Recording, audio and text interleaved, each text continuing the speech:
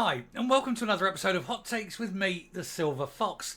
Last of the long form videos of the day, we'll have a little bit of a lighter subject. And this particularly light subject is the attempt to shift the blame for Matheson still being in post onto someone over whom there is no control. They're trying to blame Alex Salmond for Matheson still being in his role as an MSP. They're saying it was Alex Salmond's fault that there was no recall petition available to get rid of him. I'll point out two things. It was the Scotland Act that failed to provide the provision for a recall petition. And whilst the Scottish Government could have brought one in, they didn't under the short time Alex Salmond was in charge. And they haven't since. Mind you, we know why. If they'd have brought a recall petition in during the early days, hardly any of the SNP currently in position would be there now. So many of them are crooked or rubbish. So we'll take a look at this to see why Alex Salmond really isn't to blame, but they are trying to pass the buck. Ultimately, of course, there's only one reason why Matheson is still in position, and that's that Matheson is not a man of honour.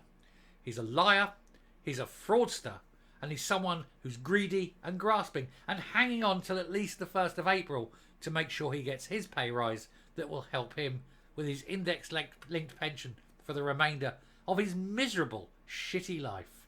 Here goes. So Alex Salmond is blamed for lack of Holyrood recall petition, which allows Michael Matheson to tough it out as an MSP. Even though he actually isn't turning up, he's still getting full pay for not doing the job. A job he shouldn't actually be doing because, as I say, he's a liar and a proven liar and a proven fraudster now. That's what the findings were, that he had committed fraud and lied about it. And yet still an MSP. People think he's still capable of representing the people. I think not. The former First Minister was accused by former Labour MP Tommy Docherty, not that Tommy Docherty, of blocking Holyrood accepting Westminster legislation which allows voters to kick out MPs for illegal misdeeds. Now, yeah, Salmond blocked it originally, but it should have been in the original paperwork for the original act, number one. And number two, there's nothing stopping the SNP from bringing it in since he left all those many years ago. Salmond has been blamed for the fact Scottish voters cannot remove scandal-hit MSPs at Holyrood with the lack of a recall petition function, allowing the likes of Derek Mackay to claim taxpayer cash while sitting at home. This is in the spotlight again due to Michael Matheson's ongoing expenses scandal. In Westminster, constituents can oust MPs if they're suspended for the House of Commons for a certain length of time or are convicted of a crime, and it has been used on 5 occasions, being introduced in 2015. Now, if it was only introduced in 2015 at Westminster, it means it had since 2015 when it could have been used at Holyrood. That's under the Sturgeon era. Sturgeon failed to bring this in. Why? Why was Sturgeon so reluctant to bring in a rule that could have seen MSPs caught fiddling the books, caught breaking the rules, caught doing all sorts of different things from being ousted? It's because she knows that 90% of the time it would have been SNP MSPs being found out, and it wouldn't have looked good. It has been used on the 5 occasions. One of these, the latest being Margaret Ferrier, was turfed out at a Rutherglen and Hamilton West seat for breaking COVID rules. Actually, subsequent to that, there was the suspension of Boris Johnson, but he resigned before it went to a recall petition. However, the same... Actually, I'll tell you who else it's gone with as well. That was the last time it was used in Scotland. The one next door to me. You can see his face. Looks like Sven-Goran Eriksson. Oh, how the mighty fall. Anyway, it was used there as well. The same power does not rest, however, with the Scottish Parliament, meaning an MSP can keep their seat even if they don't show up for work. Former SNP high flyer Derek Mackay failed to make an appearance for over a year after being accused of inappropriately texting a 16-year-old boy. SNP again. What is it with children and the SNP? But he still pocketed his salary.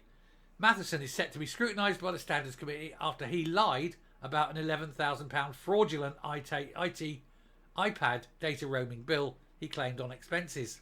He could face suspension from Holyrood as he was found to have breached the MSP Code of Conduct on two different rules, 7.3 and 7.4.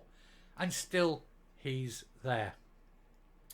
Even if this happens, voters will be unable to turf him out from his Falkirk West seat as they don't have the power to do so. However, a former Scottish Labour MP has claimed Mr Salmond, as First Minister, blocked the plans to introduce a recall petition UK-wide. Doherty brought these forward in a private member's bill before it was adopted in 2014. He said it was meant to apply across the whole of the country before being vetoed by the SNP, who insisted they would bring in their own laws, and then didn't. Of course, they don't want to be held to account. That's the last thing the SNP want. He told Times Radio the original plan had been that it would apply to the Senate, to the Scottish Parliament and to the Northern Irish Assembly, but Alex Salmond persuaded the then UK ministers that Scottish Parliament would do its own bill and therefore Westminster shouldn't bring forward legislation to cover them. For whatever reason, this hasn't happened in the last 10 years, mostly under Sturgeon. Let's not beat around the bush. The former MP later added Michael Matheson can tough it out no matter what the committee rules for another 2 years, whereas in Westminster he wouldn't be able to. But Salmond claimed that this was untrue and that Mr Doherty's memory was playing tricks on him. He claimed that the recall registration was first drafted in 2011 in response to MP's expenses scandal, and he told the Times, I didn't persuade coalition ministers to exclude Scotland from such a recall bill because they never proposed it, and certainly not to me. Seems to be a fair answer, I suppose. On the contrary, he said the shared position of both the government and later the Labour opposition when the bill finally secured its second reading in October 14 was that what happened in Scotland was a matter for the Scottish Parliament. It would seem unlikely that they would have taken any other view, since the Scottish Parliament is a master of its own procedures and operates a different electoral system from Westminster. And I think it's right. Plus the fact that ever since then it's been Sturgeon and she's never proposed it. Humza Yousaf has never proposed it. Let's not blame Salmond for something they haven't done. And they're not likely to, are they? They're just not. But Graham Simpson is putting forward a bill. Graham Simpson wants to bring this forward. He wants this rule brought in that anyone suspended for more than 9 days has to have a recall petition. And I think that's fine. I think any suspension at all, 3 days. Give them a 3-day suspension. Because sometimes you get a 1 day because you're angry and you go, rah, rah, rah, and you get a suspension for a day. Give them a 3-day suspension. Anything beyond 3 days, recall petition, and get them out. And that way, by God, there'll be a lot of people out of that Parliament. Coming up. In between finishing that last section and starting this one, I remembered who the local guy was to me at Wellingborough. It was Peter Bone, of course. How I can forget. But that's fame for you, isn't it? But yeah, definitely they need to bring in a recall petition rule at Holyrood, and it would stop a lot of them from doing the sort of shady stuff they're doing if they knew that they would be out very, very quickly, and it wouldn't take the long way up to a general election before they're gone. And I think that is absolutely brilliant. And I think also, once there is a recall petition in place, they don't get paid from the moment the recall petition is started. They have their salary held in abeyance. They don't get paid it. And then at the end of the recall petition, if they've managed to secure their seat and they're safe, they get their money. Otherwise, they don't get nothing. That concentrates the mind wonderfully. That said, Matheson should resign with immediate effect before his pay rise kicks in.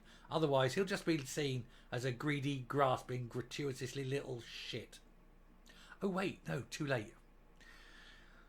Till tomorrow when we start this whole circus again. Thank you very much. You have been marvellous audience. I have been an adequate host. And I thank you for your viewing. Sayonara.